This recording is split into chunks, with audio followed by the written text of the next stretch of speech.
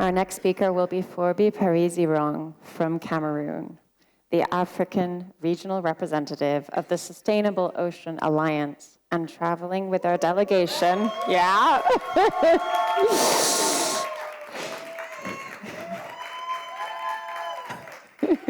He's amazing.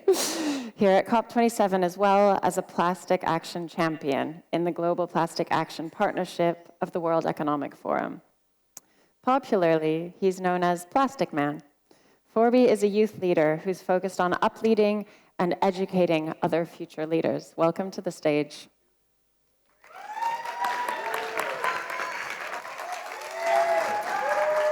Hello, everyone. I'm from Cameroon, and I'm happy to be talking about imagining a world without plastic. For most of us, it's difficult to think about this. For most of us, it's impossible to imagine a world without plastic because that's been the only thing we've seen. And like most young people who would probably be below the ages of 20 in Cameroon, plastic is the only thing they've seen in the waters.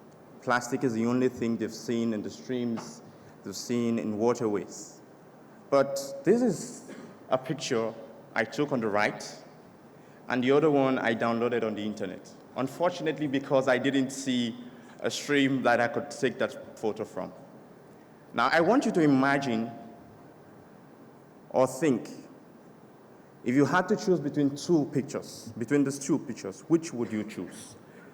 Could you raise up your hand if it's A, the first picture, or B, the second picture? Just A first. Okay. Who is going for the second one? Probably no one. And this is, unfortunately, something that most kids would not have an option, because all they've seen is a world with plastic. This picture was taken in what we call Pont Noir in Douala, Cameroon, because all the streams and rivers look like this. I assure you, they look like this. Now, tackling plastic pollution in Cameroon is something that I started up because I had to compare my childhood and what I presently am seeing. I remember visiting my aunt in the coastal city of Limbe while I was like 5 years old, and the streams, the rivers, and the beach was pristine. Fast forward to 10 years later, and the beach was horrible. It was filled with a lot of plastic. And I decided, what's happening? What do I not know? And I began to research and learn more about this problem that is causing a lot of damage to our oceans and to life as we know it. And that's how I started, tackling plastic pollution in Cameroon. Cameroon is currently facing huge challenges in dealing with plastic pollution. And it's probably because it's a developing country. Inadequate waste management infrastructure, inadequate use of plastic, unregulated use of plastic, and poor disposal of waste. This is very common for developing countries. If you go across all developing countries, these factors would go across them. Now, Cameroon has a population of 27 million people, and it produces over 600,000 tons of plastic. That's huge. But unfortunately, we had a law. I would say unfortunately because that law was just in papers, and it never did anything to change the situation. A common thing you would see in Cameroon, I shared a lot of photos like this on the internet, and people were amazed. They didn't know that this was happening. And some people even did copy it and repost it. Now, how do we turn the fact that we have so much information about plastic and we decide not to share with others? This is why we began from school to school educating kids about plastic. Because if they have only seen plastic in rivers and in streams, then they need to know that there was one point in time where the streams and the rivers were pristine and there wasn't plastic in it. And that's very vital. Each outreach campaign has a mission to educate students and to empower them to take action. Because we provide them with information, we share awareness, and we say, go into your own communities and tell others. That's very vital, grassroots action. Now, How do you use a coloring book to inspire kids in the midst of the COVID-19 pandemic? This is what we did with Oceanic Global in 2020. We shared coloring books about the journey of plastic.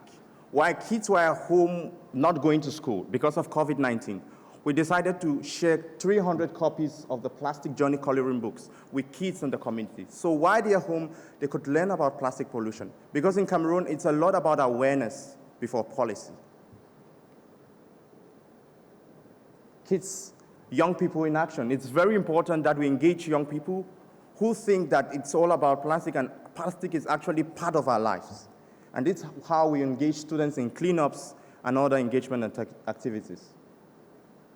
Now, this is a cleanup campaign in Douala, Cameroon. It's common to see a pile of plastic like this, but this is not how our world has always been. Now, I've heard a lot about the Global Treaty on Plastic, and I want to say a little bit about its implication in the Cameroonian context. In 2014, Cameroon banned plastic, in quotes, but nothing really happened. Why? Because a lot of people were smuggling plastic from neighboring countries. I won't mention their names. And plastic got into Cameroon somehow, and the communities got overwhelmed, and the government couldn't do anything about it. That's why the Global Treaty on Plastic is really, really important and relevant, because it would be an internationally binding agreement on plastic and will enable countries such as Cameroon to fast-track action against plastic pollution, set new priorities that align with the treaty, and also for countries, neighboring countries around Cameroon and the globe, for them to build coalitions and collaborate against plastic pollution. Because plastic pollution is a transboundary issue, Global Treaty on Plastic will enable neighboring countries to collaborate and strategize. Really, really important. I've seen that the law in Cameroon didn't work out, and I think that for countries to come together and have a common and binding agreement would make a lot of sense, while we continue to build awareness at the grassroots level. Now, this article was published by Radio France, and it says, in April 2014, the government of Cameroon placed a ban on the importation, production, and sale of non-biodegradable plastic. Close to 4 years later, the government seems to be unable to implement it. With the reasons I already highlighted, it's impossible to get policy and laws implemented when the community is not engaged. And that's why we're getting young people involved. And that's why we're calling for a global treaty on plastic, so that neighboring countries would align on a single point and work together to fight against plastic pollution. Thank you.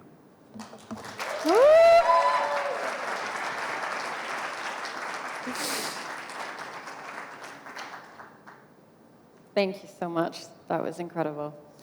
Our next speaker will be Tim Grabiel. He's a senior lawyer and policy advisor who's been with the Environmental Investigation Agency, the EIA, since 2011. While he's worked across a range of environmental issues, today he's here regarding the Global Plastics Treaty. We're going to hear more about that. This could be a legally binding Paris Agreement for plastics. It would be pretty cool. Tim has been involved in this treaty process since initial conversations in 2016. And the first official negotiations begin in Uruguay at the end of this month, in 2 weeks. Tim will share with us a bit more about the history of this process, where we stand today, and the significance of getting this right. We will have time for a couple of questions at the end, so please hold them until then. Hello, everybody. My name is Tim Grabiel. I'm with the Environmental Investigation Agency, and it's nice to be here with you today. As mentioned, I'm going to talk a little bit about the treaty, how we got here, where we are, and where we're going, after which we're going to open up for questions. So if you have any questions, please get those ready. So the journey to get a global plastics treaty started in 2014 with the first United Nations Environment Assembly, where a resolution was passed to look at the issue of marine litter and microplastics, because it was an issue that hadn't really received attention before that. So in 2014, UNEA passed a resolution, they commissioned a study, and they wanted to find out the sources of plastic pollution. What we found is the sources of plastic pollution in the ocean were many. They included not only packaging and single-use plastic items, but microplastics, fishing gear, agricultural plastics, road paint. There were various sources. So UNEA 2, we then asked ourselves, okay, well, how is the international and regional framework constructed currently to deal with this situation? We adopted a resolution where we commissioned UNEP to produce a study that looked at 18 international instruments and 36 regional instruments. And what it found is that the existing system was fragmented and incapable of dealing with the magnitude of the problem. That was in 2016, which is when the effort really started to begin to have a global plastics treaty, some global policy framework that would fill the gaps and provide a comprehensive approach to the issue. It took us several years and a few UNEAs to get to where we are now. But where are we? At UNEA 5.2, we call it point 2 because point 1 was online during COVID and point 2 was the in-person session. At UNEA 5.2 in March, we adopted a resolution that convened an intergovernmental negotiating committee, an INC for short, and we gave it a mandate.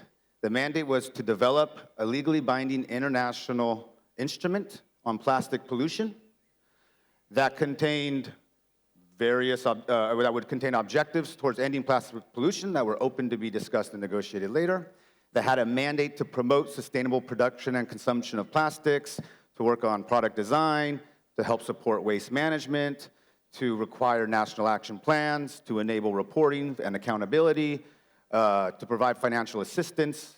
It had a mandate that was quite broad, and what it was constructing was, I'm sorry, my phone's ringing. It had a mandate that was quite broad. And so the INC now has been convened and is going to meet in Uruguay later this month. Although we have a mandate that's quite broad, there's a lot of interpretation that goes into that. What does it mean to promote sustainable production and consumption of plastics? What should we do on product design? How prescriptive should we be? Should we rely on voluntary industry standards? Should we create our own criteria and require that producers of those products comply with it? On waste management, what are we going to do there? That is necessarily a local issue. Deals with municipalities. Even the federal government, a lot of time, is not heavily involved. But how can we create some sort of sustainable waste management system that's self-funded, that will be able to sort of prevent the leakage that we're seeing today? What are we going to do to provide financial assistance to developing countries? Are we going to put the convention under GEF, the Global Environment Facility, and have them support developing countries in policy development, undertaking reporting and monitoring, implementation and compliance? Or are we going to create a separate fund? Because this is a planetary crisis in its own right and deserves its own dedicated multilateral fund to support it. All these questions are left to be decided, but we do know that we're going to have the conversations. What we are going to have is a first meeting of the INC later this month, and then we are planning on having 4 more. Our objectives are to complete this agreement by 2024 and open it up for signature in 2025. And so it's an exciting time. We have a tremendous responsibility to get this right. We are creating the global policy framework that's going to dictate how we, our generation, deal with plastic, our relationship to plastic, as well as future generations. And so we have to get this right. And it's going to be hard, but we're here to do hard things. So I'll open it up to questions now. Hi, Tim. Nice to meet you. I'm here with the Sustainable Ocean Alliance, the chapter from Costa Rica. I'm representing my country today, long way.